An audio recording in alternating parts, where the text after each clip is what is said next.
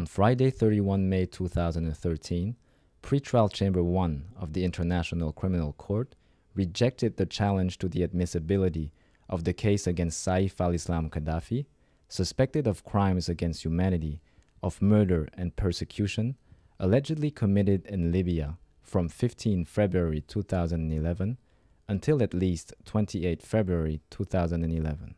The chamber, composed of Judge Silvia Fernandez de Gurmendi, Presiding Judge, Judge Hans-Peter Kaul, and Judge Christine van den Wyngaert, concluded that Libya was unable genuinely to carry out the prosecution of Mr Gaddafi and found that the evidence submitted was not sufficient to consider that the domestic and the ICC investigations cover the same case.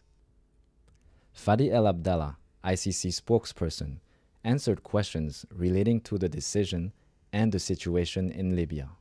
The Libyan authorities are asking the International Criminal Court to let Libyan tribunals judge Saif Al-Islam Gaddafi. Why is the court opposing to that? The Rome Statute, the treaty founding of the ICC, establishes a principle that is respectful of the state's sovereignty, the principle of complementarity between the ICC and the national judicial system. The Libyan request to stop the proceedings related to Saif Al-Islam Gaddafi before the ICC and to allow Libyan judiciary to conduct the proceedings is based on this principle.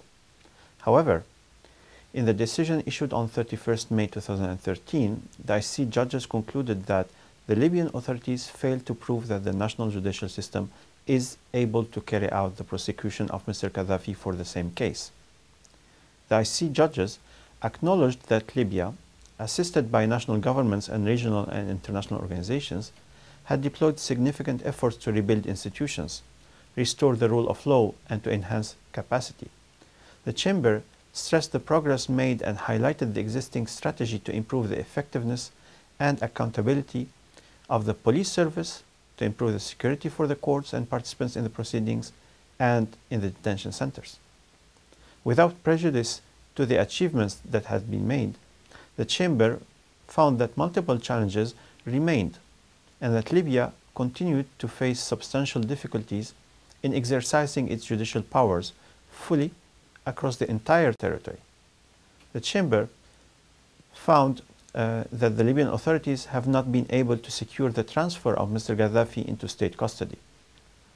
The Chamber also found that significant impediments remain to obtain the necessary evidence, and also stressed the impediments remaining to secure legal representation for Mr Gaddafi. Also, the Chamber considered that the evidence submitted was not sufficient to consider that the domestic and the ICC investigations cover the same conduct allegedly committed by Mr Gaddafi. For these reasons, the judges decided that Saif Al-Islam Gaddafi should be tried before the ICC.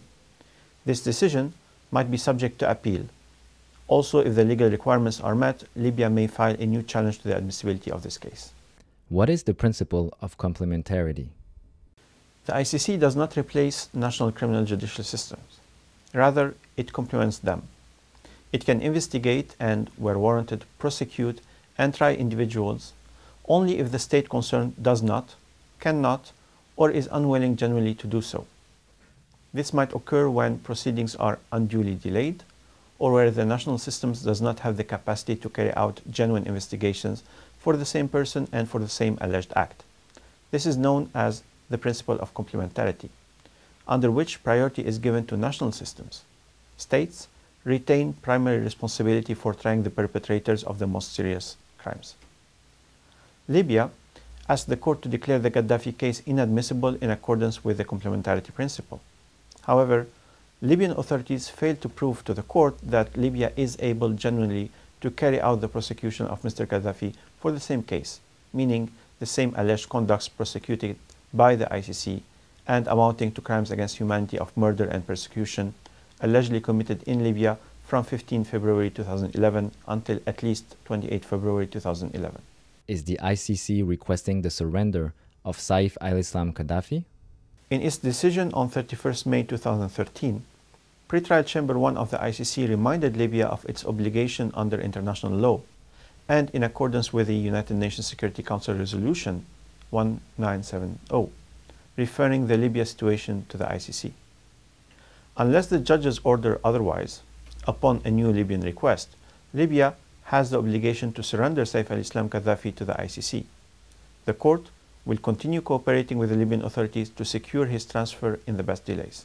Does the ICC decision constitute a violation of Libyan sovereignty?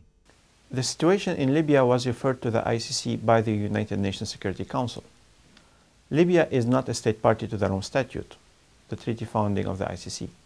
However, as Libya is a member to the United Nations, it is bound by the Security Council resolution to fully cooperate with the ICC. The ICC legal framework is thus binding for Libya, and the ICC decisions are not violations of Libyan sovereignty. Furthermore, the decision rejecting the challenge to the admissibility has been issued after allowing Libya sufficient time to try to present supportive evidence to its request.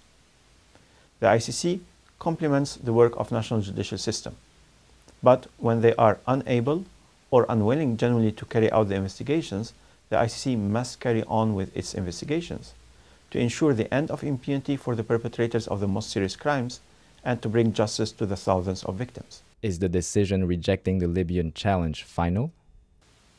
In accordance with the Rome Statute, decisions on admissibility may be appealed. In addition, Pretrial Chamber 1 of the ICC stressed that a finding on admissibility may change over time, and provided the legal requirements are met, Libya may subsequently bring a new challenge to the admissibility of the case against Mr Gaddafi. Will the ICC open other cases with regard to Libya? The ICC prosecutor recently declared that her office continues to conduct investigations of crimes committed in Libya and is aware of allegations of serious crimes committed by former Gaddafi officials, some of whom are now outside of Libya. The office plans to take a decision regarding a second case in the near future and will consider additional cases after that, depending on the government of Libya's progress in implementing its comprehensive judicial strategy. The Office of the Prosecutor also continues to be concerned about allegations of crimes committed by rebel forces, including the expulsion of residents of Tawerga, ongoing alleged persecution of ethnic groups perceived to have been affiliated with the Gaddafi regime, and other specific incidents including alleged arbitrary detention, torture, and killings. In which stage is the case of al-Senussi? On 2nd April 2013, the Libyan authorities filed another challenge to the admissibility of the case with regard to Abdullah al-Senussi. This challenge is also based on the principle of complementarity. The judges will issue in due time their decision. It is important to highlight that the decision of 31st May 2013 on the Gaddafi case has no incidence and is without prejudice to the upcoming decision on the challenge to the admissibility regarding the Al-Senussi case.